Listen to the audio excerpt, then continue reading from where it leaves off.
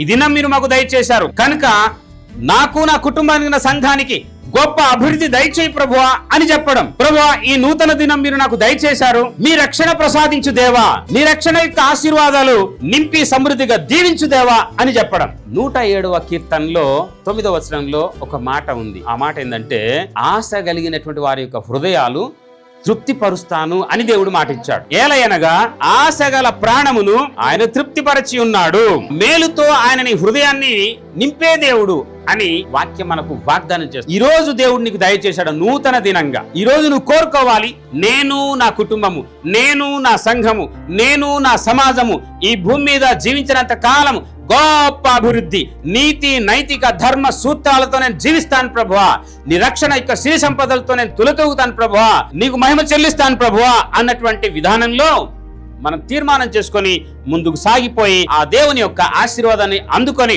అనుభవించే కృపలో ఉండాలని సేవకుడుగా నేను మీకు కోరుతూ ఉన్నాను.